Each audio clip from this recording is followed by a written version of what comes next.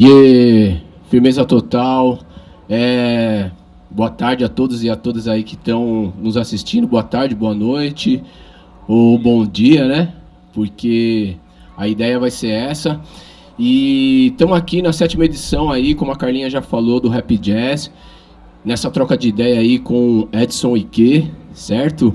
E a gente vai falar um pouco aí do jazz como resistência. A proposta do Rap Jazz é a gente sempre trazer essas linguagens, essas duas linguagens, como referência de luta, como referência de resistência, mas pensando também nesse contexto de luta que já veio do povo preto há muito tempo atrás, assim como o jongo, como a capoeira, como o jazz mesmo, né? O próprio nome.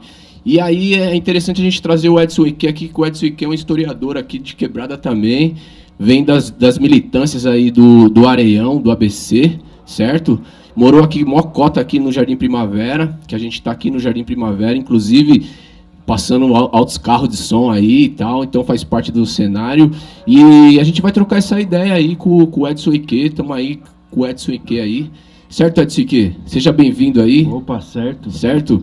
Então, eu queria que você introduzisse aí um pouco dessa ideia do jazz enquanto resistência, as linguagens, as passagens, o que o povo preto enfrentou para manter essa estética, né, mano, de música no meio do racismo declarado ali nos Estados Unidos, ali, e essa reverberação de luta que nos mantém até hoje aí. Certo, meu irmão? Da hora, Bah. Primeiro, bom dia, boa tarde, boa noite para quem está assistindo a gente agora, em qualquer lugar do globo e do Brasil. Eu sou o Edson Ike.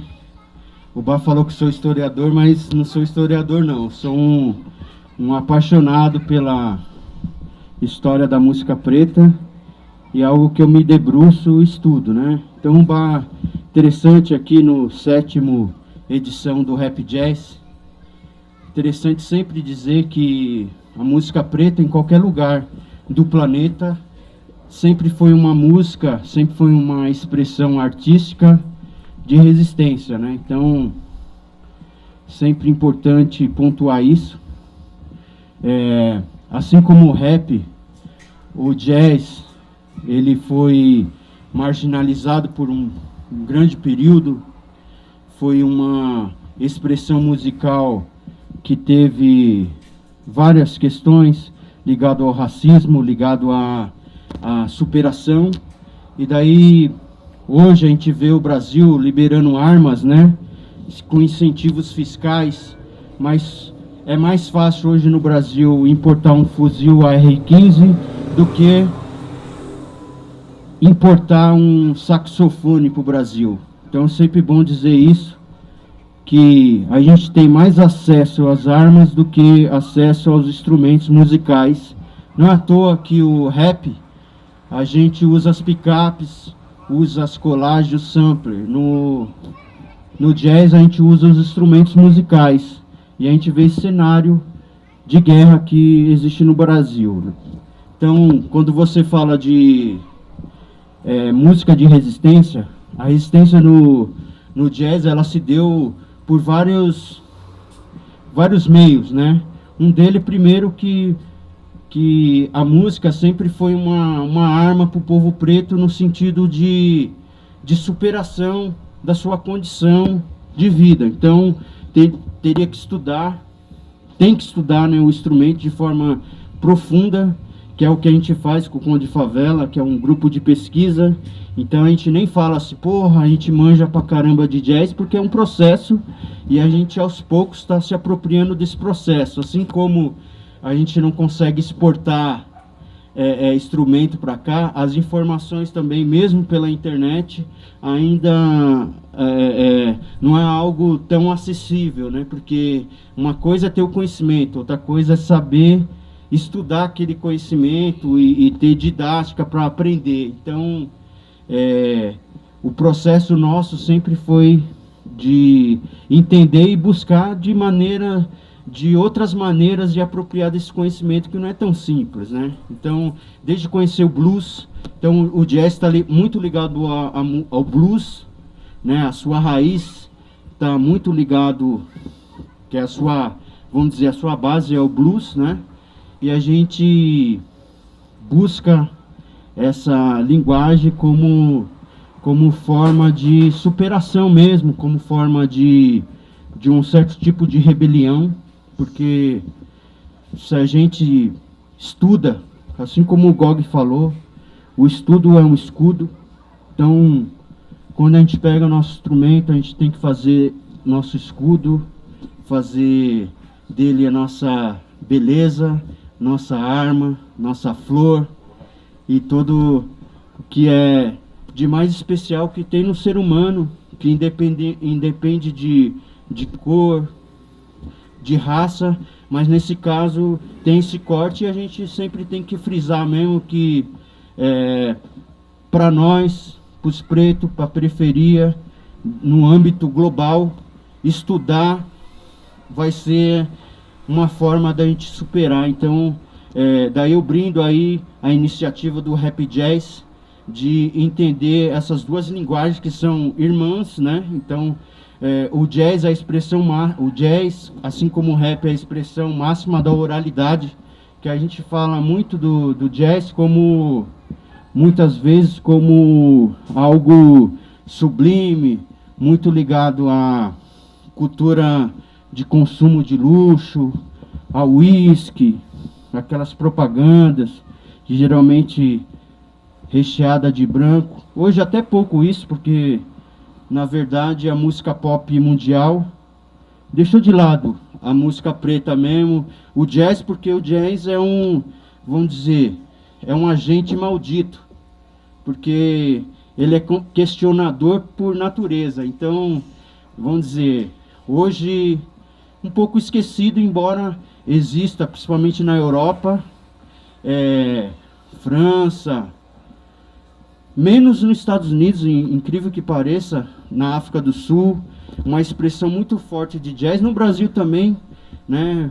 Principalmente nesse período dos anos 60 no Brasil, muito ligado a uma elite branca brasileira, ligado à bossa nova, mas hoje a gente está aqui provando de que a quebrada pode estudar, pode se apropriar, pode apreciar, pode se humanizar com a música, e está aí nosso papel, assim como um pandeiro dá dignidade para as pessoas, um instrumento de sopro, uma bateria, enfim, essas expressões podem fazer de nós superar nossa realidade e a gente, de forma rebelde, ressignificar a música, certo? Louco. Então, acho que é esse caminho aí que a gente tem que sempre trilhar e pensar. E daí, obrigado aí pelo convite, né? Eu sou o Edson Siquê, morei aqui durante 8 anos aqui na Jardim Primavera, e para mim é uma honra estar aqui e falar sobre esse tipo de coisa e compartilhar esse tipo de experiência. Da hora, Edson Siquê, Edinho. Edinho Chapa Quente. Mano, você falou de essa transcendência mesmo, né? Quando a gente tem o acesso, né? Porque transcende mesmo, quando a gente minimamente se depara com o conhecimento, começa a entender. E tem um lance da respiração também, né, mano? O instrumento de sopro, o lance do improviso, que é um pouco que a gente vê e lida, né, no dia a dia, essa coisa do improviso, da respiração. Que impacto isso teve, mano, nos anos 60, assim, para a população? Porque também uma população nos Estados Unidos, mas pensando nessa reflexão no Brasil, porque nos Estados Unidos também a gente está ligado que os pretos tiveram uma repressão em relação ao tambor, né, a força que o tambor tem, e os pretos também estudaram pra caramba, tiveram que pegar os instrumentos e tal, e se apropriar e fazer disso também uma arma, né, mano? Com certeza isso teve um impacto nas próximas linguagens, nas próximas gerações, né? Nós somos atingidos até hoje aqui por essa insistência da música africana no mundo, nessa diáspora, nessa insistência. Que impacto teve isso, mano? Que impacto que teve isso pra cabeça como que os caras transmitia isso pro instrumento, mano. Como que os caras botavam isso pra fora como sentimento, tá ligado? Isso que eu acho que é da hora a gente trazer pra periferia, trazer pra essa linguagem de uma forma que consiga, a rapaziada consiga entender, assim, que força que esse instrumento tem, mano, de nos deixar vivo, né, mano? Interessante, Bach, que você fala dessa questão. Tem uma coisa que a gente, na música instrumental, como o próprio diz, o nome instrumental, mas ela está muito ligado à oralidade, está muito ligado à fala. Assim como o rap, a sua base é uma base ligado à rima, ligado à palavra, o jazz também, tanto é que tem uma palavra que chama standard, que são as músicas que eram canções populares nos Estados Unidos, que depois essas canções populares se transformaram em música instrumental. Então a sua base, sua gênese, sua raiz é muito ligado à palavra. Até os efeitos do instrumento é ligado à palavra. Mas assim, falando sobre o impacto sobre a população, isso de fato foi um grande impacto, que até os próprios pretos naquele momento nem estavam preparados para esse tipo de manifestação. Então até hoje, como não tem um cantor, ainda mais na nossa cultura, está muito ligado à figura do cantor, que tem a ver com a canção popular. Como o jazz é uma música instrumental, então tem essa figura do cantor. Se não tem do cantor ou da cantora, então não tem a expressão da palavra. E daí o que é interessante, saiu recentemente um documentário falando sobre o Notorious Big. Está na Netflix, quem puder assistir. E daí tem uma comparação bem interessante, que o Notorious Big, ele tinha um vizinho que era um jazzista, saxofonista. Aí apresentou para ele um pianista chamado Thelonious Monk. O Thelonious Monk fazia vários improvisos. O improviso dele era um improviso muito louco. Dava cotovelada no piano, mas estava muito ligado a um certo tipo de percussão naquela expressão do piano. E daí, assim, tem algumas rimas do Notorious Big, que coloca assim, a forma que o Thelonious toca, aquela mesma cadência rítmica, né? O Notorious Big cantando naquela mesma cadência. Então isso é muito, muito interessante, assim como... E a gente aqui no Brasil tem uma riqueza rítmica muito forte, e isso a gente pode ver, por exemplo, Sabotagem. O Sabotagem tem uma perfeição assim rítmica, de flow, que tem tudo a ver com por exemplo, um solo do Joe Coltrane, por exemplo. Para quem não conhece, um grande músico, um dos últimos músicos improvisadores que inovou na linguagem do saxofone e do jazz, assim, os últimos revolucionários do jazz, né? Então, é sempre bom frisar isso. Isso pode ser uma grande lição para nós, assim, como uma força interior, assim, uma força estética, uma beleza para a gente produzir música de qualidade, música com força, música com fúria.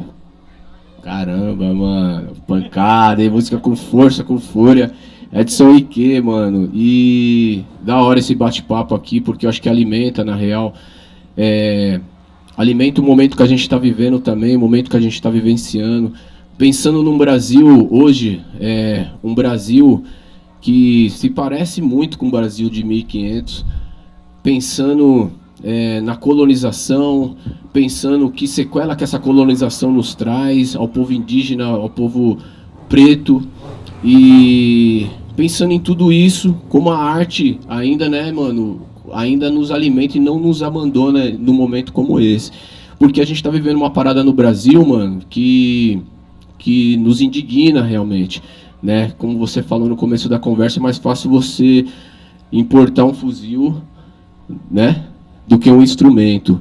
Isso é muito louco, a gente está vivendo um retrocesso global, E a música está aí para minimamente nos alimentar. Então ter um momento como esse, eu acho que é muito grandioso.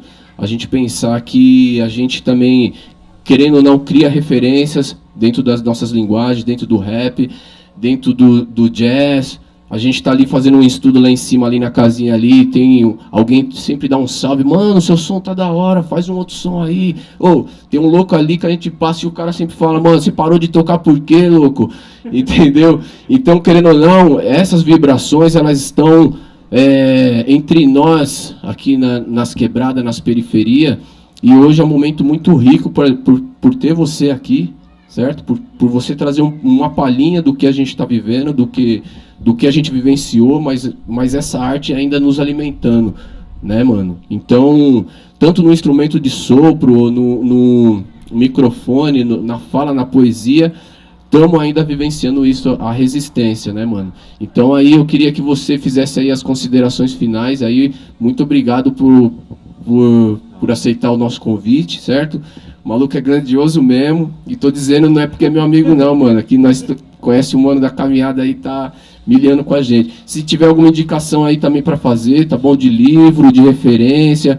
E é isso aí, mano. Tamo vivo para que der e vier aí com a arte, certo? Isso aí, Bah.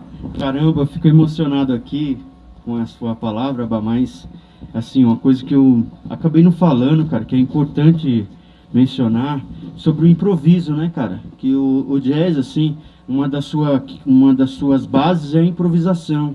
E aí, fazendo um paralelo com rap, seria o freestyle no rap, né? Então, assim como tem o freestyle do rap, existe a improvisação no jazz. Então, é sempre legal fazer esse paralelo, porque esse paralelo é muito importante até para entender a importância dessa manifestação, né?